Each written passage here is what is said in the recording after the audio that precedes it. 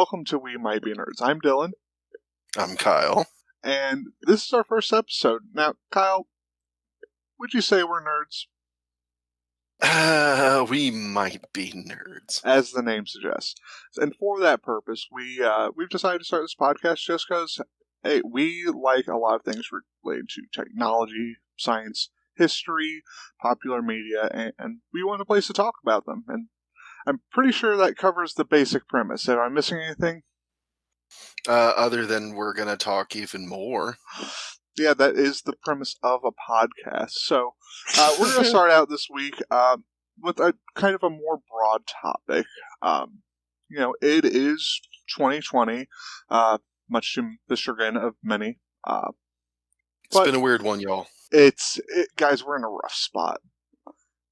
But, as was the case in the years, 2010 and back to 2000, the turn of a decade is typically a time where we look forward, we look back at the past decade or so of progress to see where we might go in the next 10 or so years. That's the thing that technologists do, and people who study social sciences, predict how people will change in the way that they live their lives. So I think it's a good idea to kind of take this time to look back at the past 20 years of the technologies that we've grown with as a society and how society's changed as a result, and where we might be going in the next 10 years. So, Kyle, you and I were both, 9, 10, 11, around the turn of the century, right? I'm not misremembering that. Yeah, that's about right. I would have been like 9. I would have been 8, somewhere around there. And we remember that time was maybe a little bit spooky. Maybe some people thought the world was going to end. Y2K was looming. But beyond that, it was a time of excitement. And looking back retrospectively, the way forward seemed clear. Computers were getting faster and starting to permeate every household. We had just gotten a computer in our home recently. I know you guys had some for a number of years, and the internet Windows 95, baby. Yeah, and the internet was, widely available. It was a thing that everyday people were starting to use. The Eternal September, as it was called by the Usenet users in 1993, had continued, and every day more and more people interface with the internet for the first time. And over the next 10 years, we saw a lot of changes in technology. And Kyle, if you had to look back at, our middle high school years up until our beginnings of college, what would you say were the biggest, for just the average person, technological innovations that most people would be familiar with? Well, I mean, I would be just talking personally. Right around that time, just like beginning high school was when I first got cable internet. That was a huge game changer because, sure, when everyone was using AOL and stuff like that, it was really, really, really annoying. Yeah. It was just crazy slow. I couldn't play any games on it. I remember playing Halo with you like some of the very first times, like Halo on the computer. And what was my ping would jump up to like 300, and everyone would yell at me on the server, and I would get kicked out and stuff like that. That was a thing on online games. Ping, of course, referring to round trip latency, up to a third of a second for your actions to be seen. 56K dial-up finally started to kind of die out. That was a big thing. I would say an even bigger thing right around that same time frame was the introduction of the MP3 player, notably the iPod. As kind of the leading the charge, as Apple so frequently tends to do. But yeah, we here in the Midwest, you're right. Up until that point, everyone used AOL or NetZero or Juno, or what were some of the other ISPs? I know AT&T had a dial-up service. Yeah, Earthlink. Oh my gosh. Yeah, there's so many of them, and they all sounded worse than just dealing with AOL. Yeah, and a lot of them had names that looking back, you look at these names and you're like, this is a company that people trusted to connect them to people. But trust and security weren't really in the minds of internet users so much as, holy crap, this is still working. The fact that this works is amazing, and now we've got MP3s, we got DVDs hit mainstream popularity in the early 2000s and became our de facto media standard. And and then we had the format war, HD DVD versus Blu-ray. I wanted HD DVD to win. I just kind of liked how it was also kind of DVD, but I mean, I guess no one really cared. No one really liked the color red, I guess. Everyone just wanted to go for blue, huh? I'm not sure if that had much to do with it so much as, Sony being the force that they are, especially with them having been the driving force for DVD in the first place.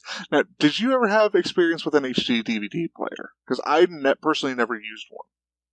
No, but I saw so many pictures in like magazines and stuff like that for like gaming and stuff. Like I remember seeing a thing for the Xbox 360 where you could attach an HD DVD player to the side of it using that was it like a serial port or whatever that I'm was? not sure of the connectivity method because by the time I was looking into those types of peripherals, I was looking for a Blu-ray player for it, but Microsoft made their bet on HD DVD, and that didn't quite pan out They for them. lost. So you didn't, yeah. It took you a while to get anything that was a game console with Blu-ray. Or even an HD player. I didn't get a PS3 until 2012, but honestly, let's be honest. Let's talk about more common consumer electronics. HD TV wasn't, I'd say, a common technology in the home until near the end of that decade. You saw a lot of 720p uh, TVs coming out early, but again, those early ones were largely rear projection screens that were, 50 inches, weighed a couple £100, and not a lot of folks had those. And honestly, until I had an HD TV, like a proper 1080p panel, HD wasn't a concern for me because, DVD was good enough, yes? Yeah, no, for sure. I remember when DVDs always came out in either widescreen or full screen format, and I remember still being stuck with a tube TV, and I would really, really want the full screen format. Now I'm just like, please burn all those. I want those gone. I hate that because I don't want that weird sideways letterbox thing anymore. Yeah, the black bars on the side.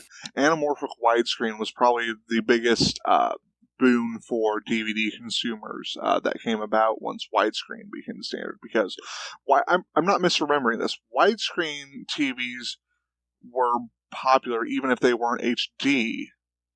You had your 480p TVs.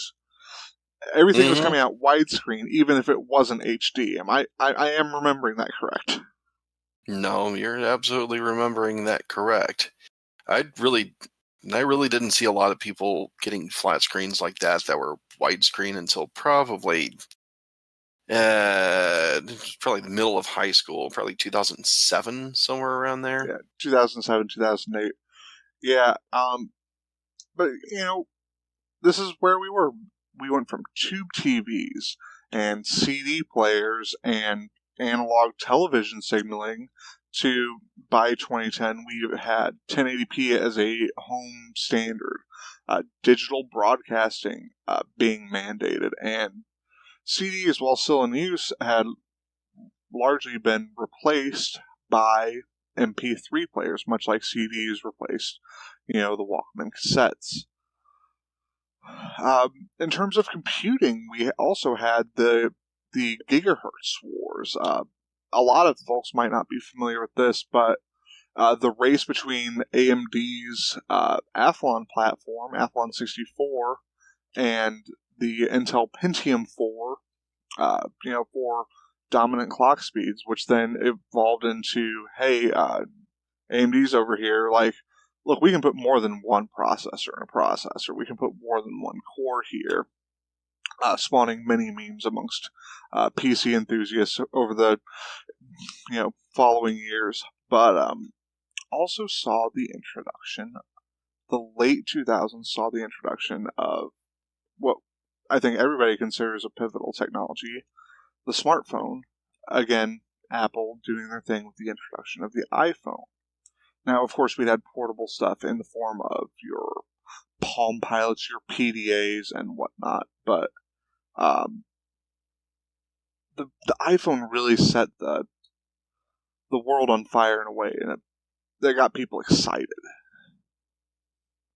It was the one thing that really got people up and going and wanting to use something, because they had a good track record of being user friendly from the iPod, even from the iPod days. I mean, just having that little scroll wheel, it was simple. But this was even simpler. You had little icons. It was like using a computer. It was really like using a computer, even though that was kind of already a little bit of a thing. But this was responsive. It was bright. It was pretty fast for the time, and it was something completely different. I mean, we had feature phones. I mean, I had a track phone that had basic, again, extremely basic web browsing functionality, which Oh, paid quite a I bit. thought you were going to say it ran basic. I was like, what? No, no, no, no, no. No, very basic web browsing, which drained your track phone minutes. Being in high school, paying for my own phone plan at a Quick Trip or a gas station, rather, paycheck. But you had feature phones. We later saw like the Motorola Razr with its MP3 capabilities. But the iPhone started a revolution that I think really started to catch on more mainstream uh, into 2010, 2011 with certain Android devices coming to market. You had Samsung and LG getting into this smartphone game, which I won't lie, I didn't understand for a long time. I was like, it's a phone, you make calls with it. What else is there to do? I've got my MP3, I've got my Zune. I was a Zune guy. I've got my cell phone. Why do I need a device that can do all this other stuff? And as a guy working in technology, I know it seems a bit like a regressive standpoint, but I know I wasn't the target market for it, and I didn't see the benefit of putting all these things that already worked into one device. But I mean, I guess history has proven that consumers like versatility more than anything, and I think that's really what drove the smartphone into the dominance we see today. Yeah, I feel roughly the same way about that too. At one time, and uh, it was after it was after high school that I ended up getting an iPod Touch for Christmas one year, and I thought that that was the way I was gonna go. I had already had an iPod. I had a phone.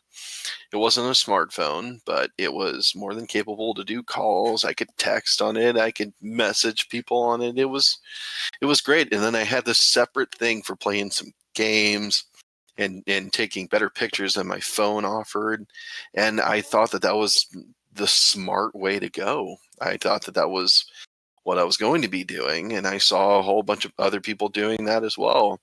And I started seeing less and less and less people over time carrying anything close to an iPod Touch. And I guess over time that might have just become um, unfashionable. And I mean, just to maybe even elaborate, that the iPod Touch is just pretty much the iPhone without phone capabilities. Mostly all Wi-Fi. I don't know if they actually made a data plan version of it. I don't think they made a data plan. I I would have to look that up. That's something I will look up, and we will do a errata section next week to clear up any details we missed. No big deal.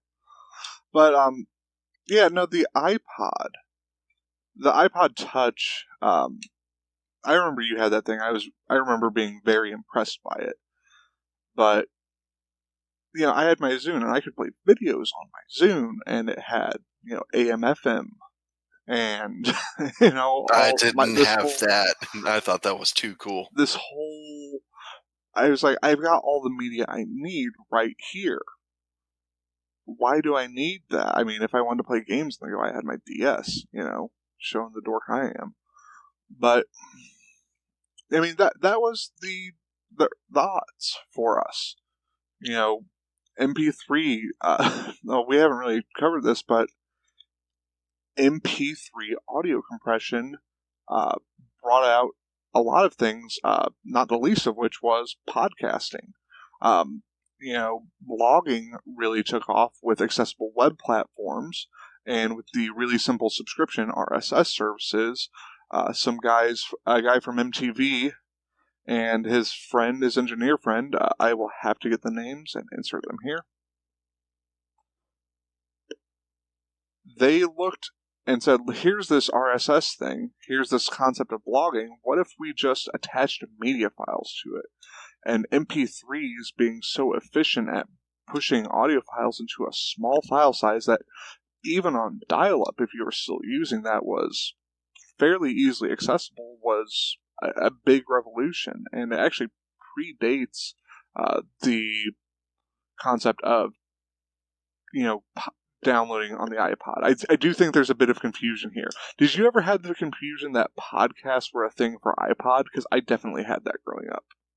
It's exactly what I thought too. I remember a little purple icon on that iPod Touch that just said podcasts, and iPod podcasts. Mm-hmm. You would have thought it was hand in hand, and I mean, I don't know if it was inspired by it in any way, shape, or form. I would guess probably because it was starting to become something a little dominant. iPod touches or iPhones and stuff. I think the term podcast first came up in around 2004, but outside of the scope of like the the iPod, but more in the context of just something you download on a computer and listen to. I know it's been backronymed since there to be like portable on-demand cast. So people have tried to put meanings in it like that or refer to them as netcasts. Netcasts. But yeah, Huh. the name has stuck nonetheless, but it did cause some confusion. I like the name. I'm okay with it. I'd be more than happy to stick with it. I kind of adopted it anyway. I mean, at the same time, it's kind of like thing like Kleenex, where that was a brand, but a lot of people still just say Kleenex. Or what's another good example? That Q-tips. Q-tips. Mm-hmm. Or even if it was the case, that's the name that stuck, and who's going to do anything about it? Oh yeah. But yeah, moving into the early 2010s, we saw, the smartphone come to dominance, and the iPad really, again, Apple, with the way they do with consumer, market research, released the iPad, and not that tablets hadn't been a thing before, but really popularized them, and of course, Google and its Android partners followed suit. And this is something I really want to kind of dig into.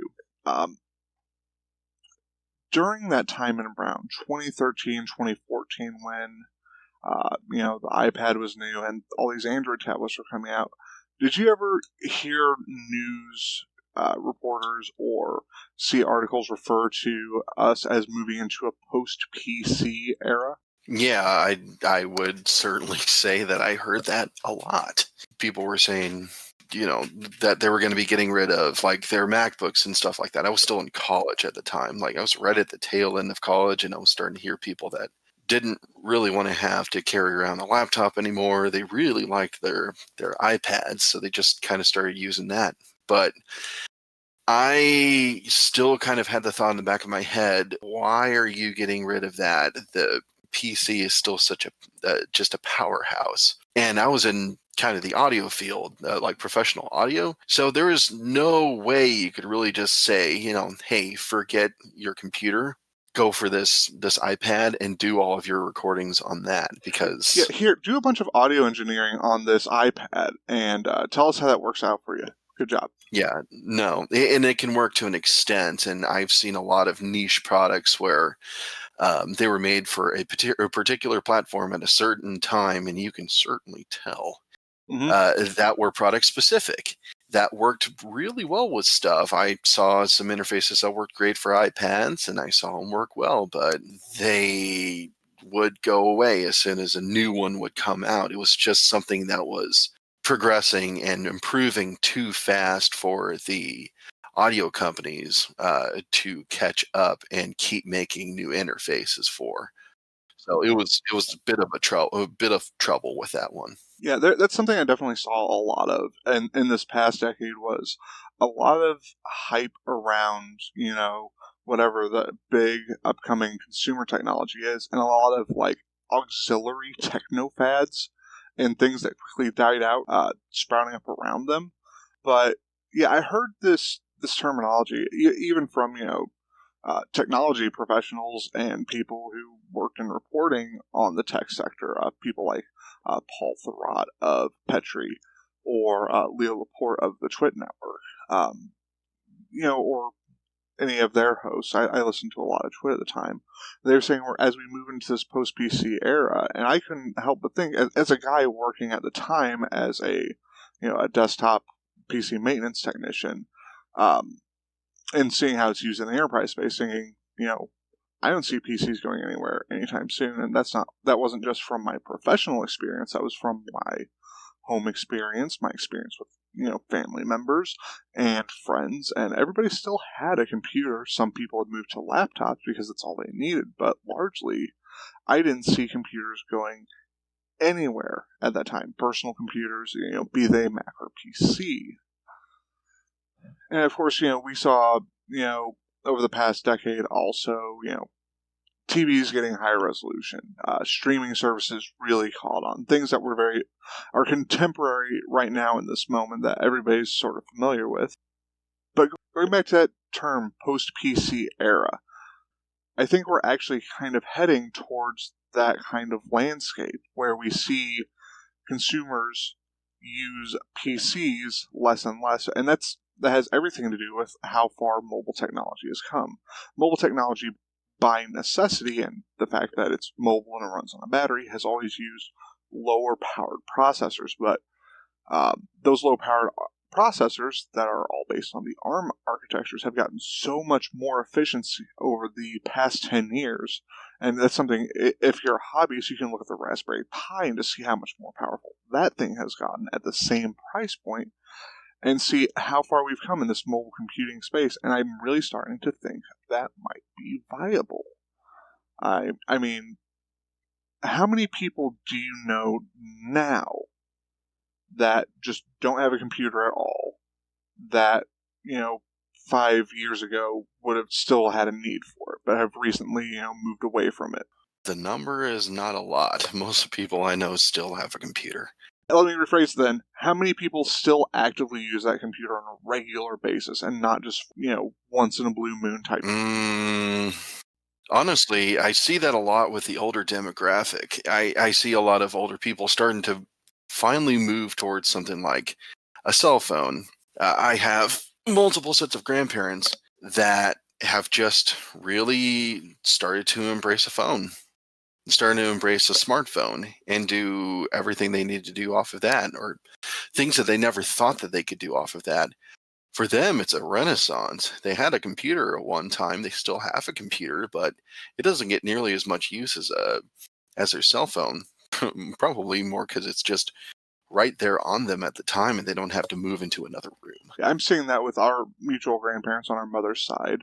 Our grandmother likes to do the Facebook video chat. I've seen her using that a lot. And I see a lot of people, like people I know, even like people our age, they have laptops, but they do almost everything on their phone. They only go to the computer for a specific purpose, like, hey, I need to type up this Word document, or I'm doing some sort of work, but never anything they do with any sort of regularity. And I'm starting to see why.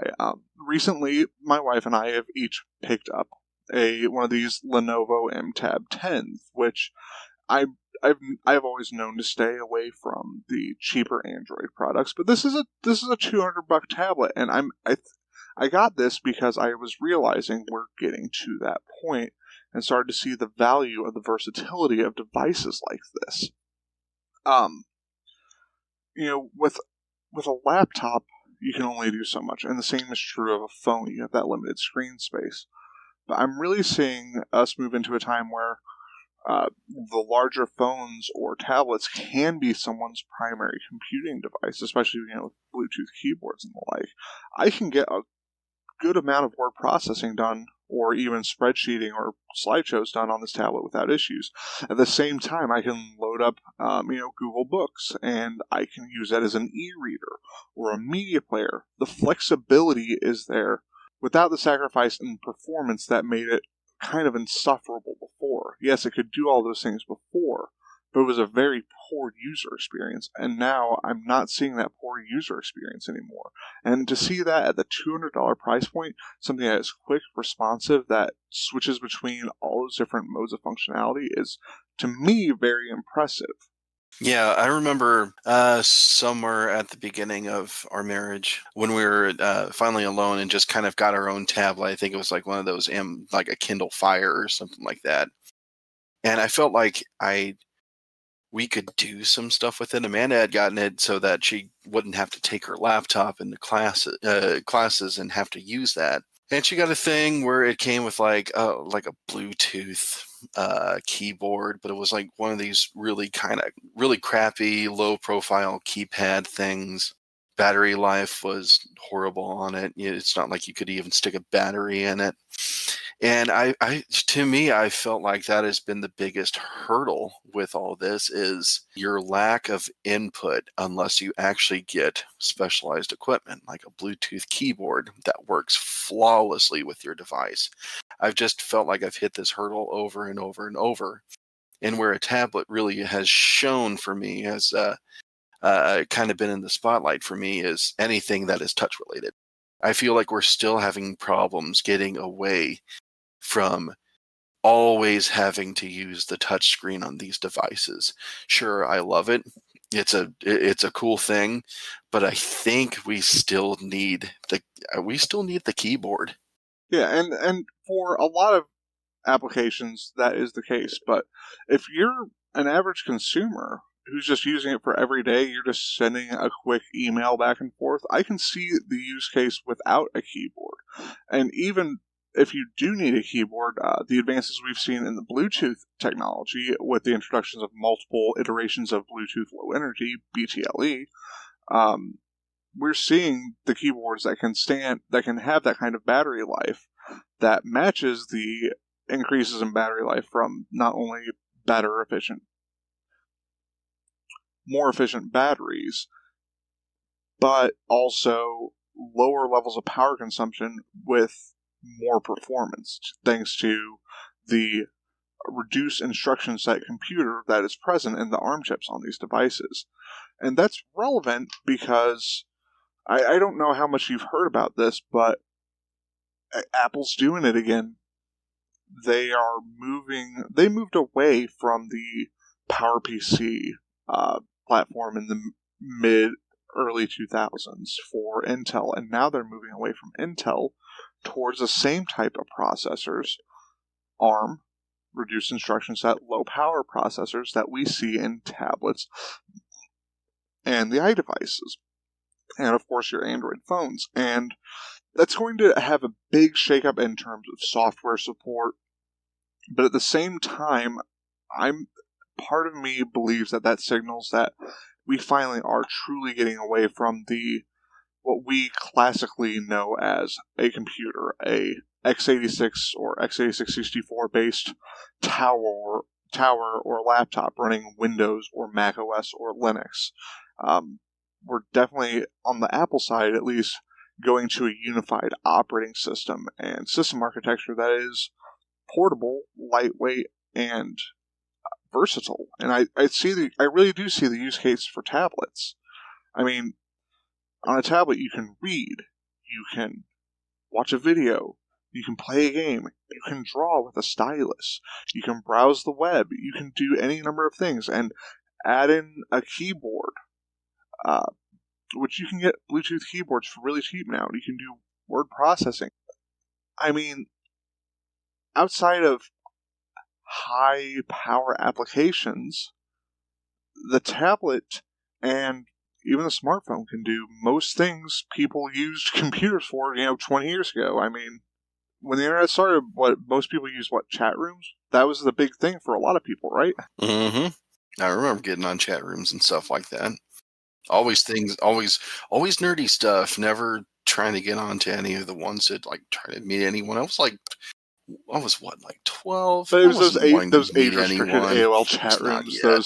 those your Oh siloed my chat rooms. But like gosh. that was a legitimate way to go to conversations. We went to forums and stuff, and those things still exist, but they have transformed due to social media and whatnot. But again, all those things we used a computer for, we're still using computers for them. It's just the format of the computer is changing and it's becoming smaller. And my big prediction for the next 10 years is that the desktop PC and the laptop that are x86 based and Windows based in the consumer space is going to become more and more of a niche thing. I don't think it's going to die out, but I do think you're going to see less production focused on those, and those are going to be kept alive. Your classic computing is going to be kept alive by the PC gamer market and the corporate enterprise. Places that still actually need that kind of computing power. Beyond that, I don't see it surviving in the consumer space like it has up until this point. How many years do you give So, it? given that What's your Apple's prediction? going to be putting out their first ARM-based laptops within this calendar year, ostensibly, if they can keep up with that deadline, um, it took the iPhone a couple years to really catch fire. I give it maybe 6 years before the computer as we know it today, like your desktop tower or your classic laptop, becomes seen as a niche device. But also, what comes along with that is, sort of more boutique hardware or accessories for those things. I mean, we see that kind of stuff for old game consoles or old hi-fi systems now, and I think we're definitely going to see a lot more of that geared towards home PCs as we know them today. So I think that will be an interesting development for folks like yourself and I who do have those edge use cases for a general purpose computer with a general purpose processor rather than the reduced instruction set processor we see in mobile devices. So that's my big prediction for the next 10 years looking forward. And, I feel like I was right when I said the PC's not dying out yet, and I do think we're at that breaking point. So that's what I've got. Until then, I'm gonna keep talking to you on this laptop. Yep, and I'm going to keep talking to you on this desktop because this is the right tool for the job for me for the time being. Do you have any predictions for the next 10 years? How are we going to see things change in maybe the home media space? I mean, I know TVs are getting bigger, pixels are getting more dense, but I don't see where to go from there. And you've got the experience that tells me you might have a better idea than I. No, and I'm astonished by that every single time I walk into honestly any department store or even like the big box clubs and stuff like that where they have these large electronics. I'm seeing on average a big screen TV for someone being 75 inches. My gosh, I remember like back in 2012 when my dad splurged on a 60-inch. And that thing was absolutely insane for the time. It was awesome. He got that. He got like a Blu-ray player, a whole home audio system, and I mean it was amazing. But for the TV itself, he was paying like, gosh, almost $3,000 for a 60-inch. for a 60-inch, and now it's at least half the price, if not more. I think I saw a 75-inch Vizio brand one for $800, and that was in better resolution than his. It was 4K. To put it into perspective, because you're talking a 1080p panel, obviously, that was Uh-huh. 2012, not 3 years ago. At the very tail end of 2016, beginning of 2017, I bought a 1080p 55-inch display for less than $400.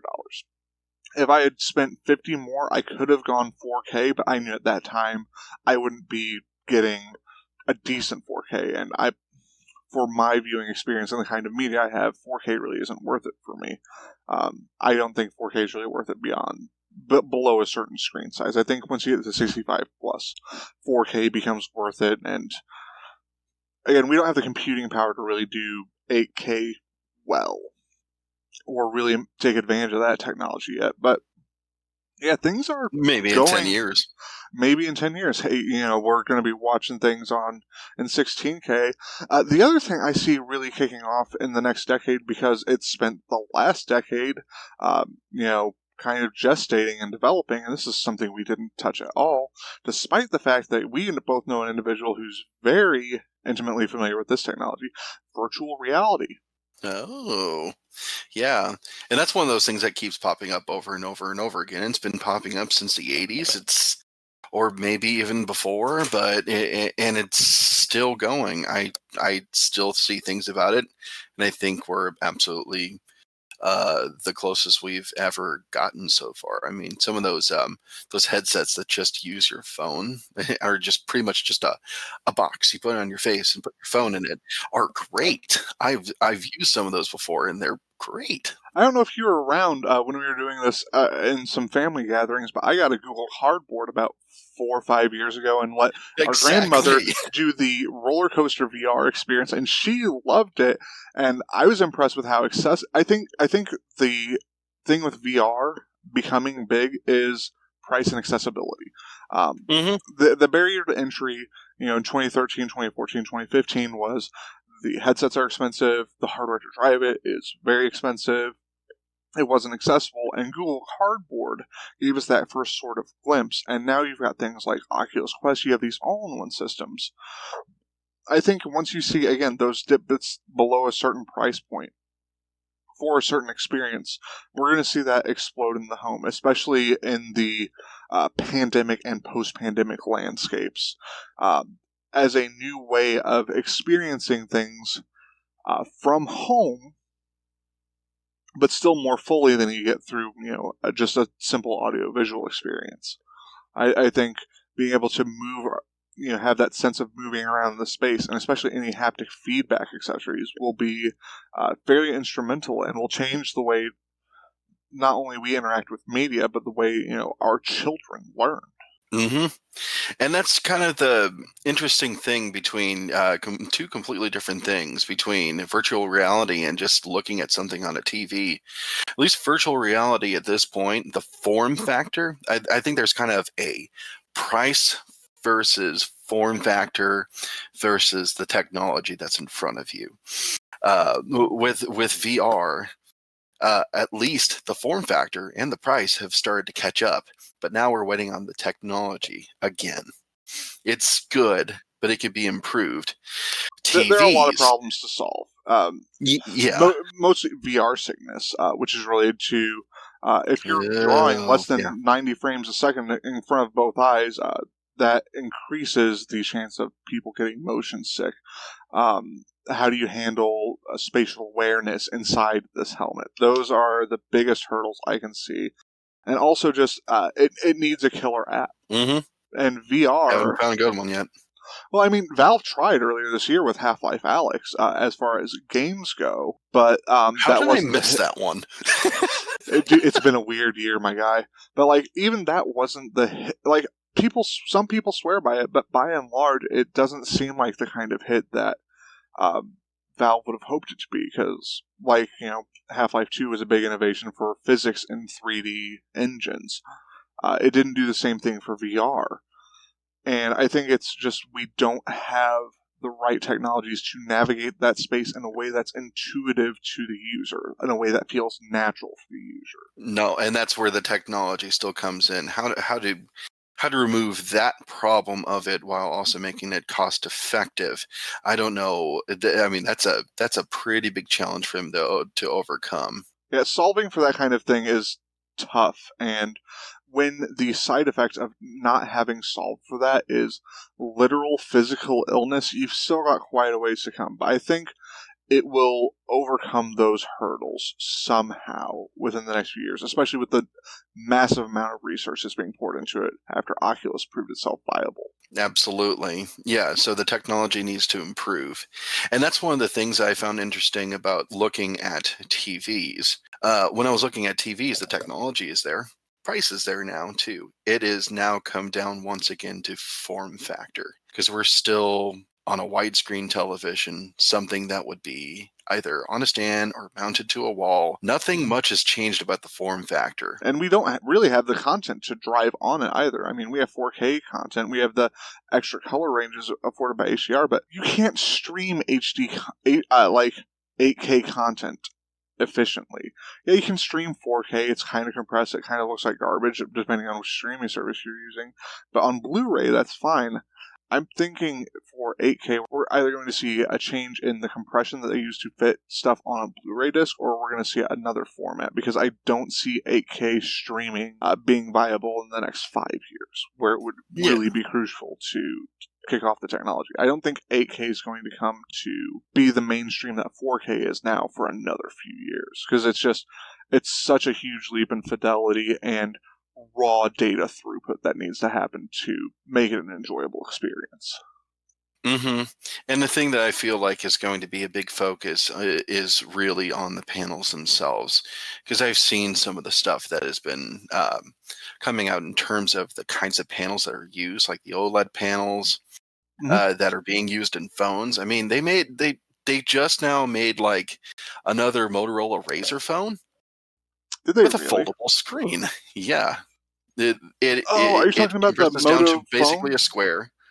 Yeah, it's Yeah, okay. yeah, I'm sorry, the Razor. I have seen that one. I was thinking yeah. the Galaxy Fold Yes, I remember debacle. the Galaxy Fold as well. That was probably the first one I saw of it, but I actually saw the Razor, and I actually kind of liked it because it reminded me of a flip phone.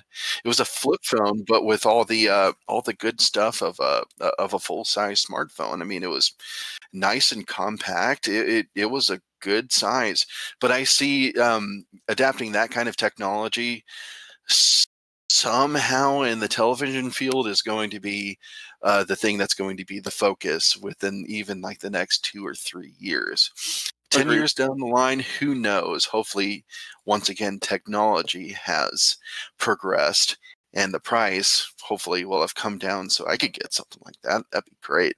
That all said, it's important to realize, I think for a lot of technologies, like especially we're seeing it in the processor space right now, um, you do hit that point of diminishing returns where a lot of technologies are going to progress a lot more slowly. I mean, we've seen the technological advancements in the past 20 years have been nigh unprecedented. But we're starting to hit those walls in diminishing returns. And I think things like graphical fidelity or pixel density in a display, we're kind of hitting that, because look at the size of the 4K panels. They only go so small Oh because my it's gosh. too hard to Yeah. manufacture. Pixels that are so small that they can fit into like a 32 inch or what have you. I'm sure they exist, but you've got a lot of factors to consider there. I think what it's going to come down to ultimately, as far as like the display, is how much does this consumer give a crap. I mean, honestly, DVD is still kind of the de facto standard for home media. Blu-ray you get if you want a nice copy of something. DVD you get if you just want to own it, or otherwise you get it on whatever streaming service. And then there's the whole possibility of home media dying out. But that I feel like is a discussion for another day that deserves more attention. I think so too. And for sure, I remember DVD being kind of around in the time of 4:3 Mm-hmm. aspect ratio. People did not care as much as they do now. And now we're kind of starting to get to the point where people don't care as much now because we're about as good as we can get for the time being until someone comes up with something better in a couple years.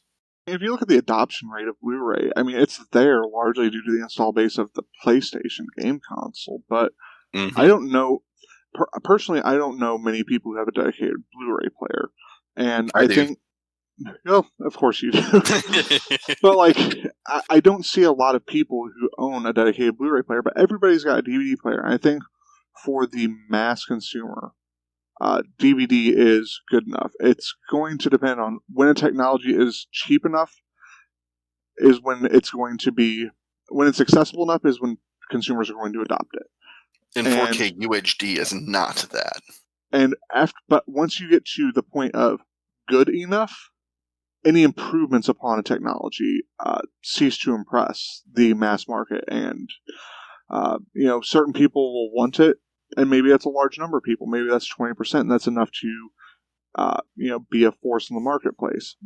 But by and large, I think 1080p is still going to be fairly standard for the next 5 years. And I think until Blu-rays honestly come down in cost, like the actual discs themselves, I don't see mass adoption. And in fact, I see internet speeds getting so big that physical media kind of dies out even harder Mm-hmm. before I see Blu-ray ever overtaking DVD. But again, these are our opinions. Our opinions are our own, but I think we both have a pretty informed idea of how things are going to trend, and maybe we'll look back in 5, 6 years and say we were right, or maybe we'll look back and be like, that first episode of that podcast we started, we were completely off the mark. We were wrong. We were Uh, so wrong. Yep, and this is my take number one. In case we're wrong, we were wrong, and if it turns out to be right, here's take number two. We were right. We were correct. That said, I am happy to be proven wrong. I'm happy to be surprised by any new developments in the space, as I think many of us are. Whenever you and I see something new, we kind of tend to dig into the details and be like, "Ooh, what's that? Ooh, what's that? Ooh, that's cool. What's this part of it?" And we tend to look into all these aspects and kind of geek out. And I hope we can continue doing that over the course of this show. Mm-hmm. It's hard to geek out about new stuff, but I love seeing some new stuff come out. And hopefully we can geek out about this in a newer context. Or, I also love geeking out about really old stuff that predates me, stuff that is right around even whenever I was born.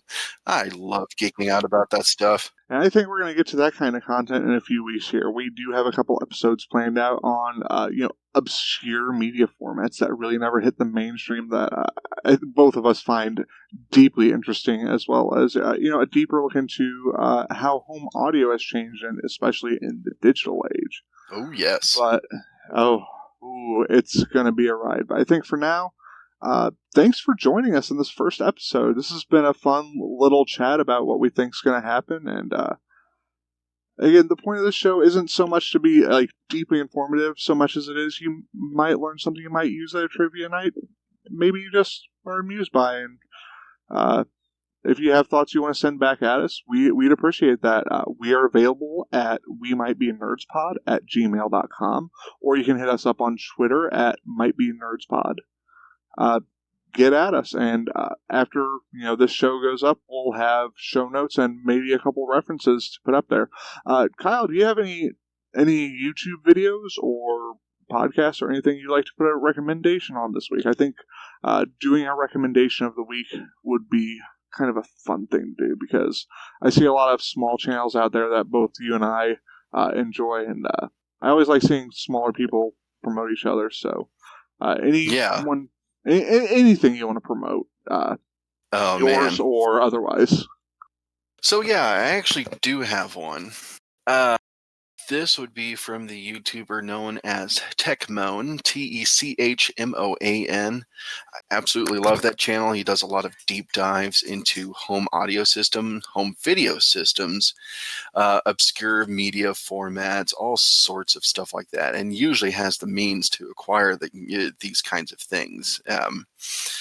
Just crossed over 1 million subscriptions. It's well worth it to subscribe to him because man, is he good. And he's funny, but he's very what's the word? He's humble about it. But if there's a He's kind of particular dry. video, oh sorry, what was that? He's kind of dry in a lot of Oh ways, and yeah, his he's British. intonation. That's why. Yeah, but if you are in any way an enthusiast of like actual home theater systems or just those weird types of like tapes that you used to see and never were really sure what they're for, or the little AV oddities. His channel is a great place to learn about that. I saw a video about how prison tech basically kept the audio cassette tape industry alive, and that's why we're able to get some of the special releases we are today. I think that's a great recommendation that I can heartily second. Yep, and I can absolutely recommend the video that he has over the DVHS. This is kind of nice, a nice little a nice little plug for that one. Yeah, the DVHS video was quite interesting. But I think that's something we'll also talk about here in a couple weeks when we overview, again, the home video technologies that didn't quite make the impact they had hoped to, and maybe were commercial failures despite the wondrous amount of innovation that went into them. Yep. Just definitely check out that video. I think it'd be a cool one to check out before we even release that second one, just to give you a little bit of a thing. That's definitely a good way to get a taste of that before we dive into that, because it may be an episode or two before we actually get to that topic, because I really want to make sure we've got our facts down for that and give you something a bit more high quality than what we're putting out today. But again, thank you for listening to this first episode. We really appreciate that. Again, that's you can email us at wemightbenerdspod@gmail.com or on Twitter at mightbenerdspod. Tweet at us, follow us. Again, we're just getting started out here, and we really appreciate your time today. This is Kyle Montgomery. This is Dylan Critchfield. Thank you so much for joining us, and we'll talk to you next time.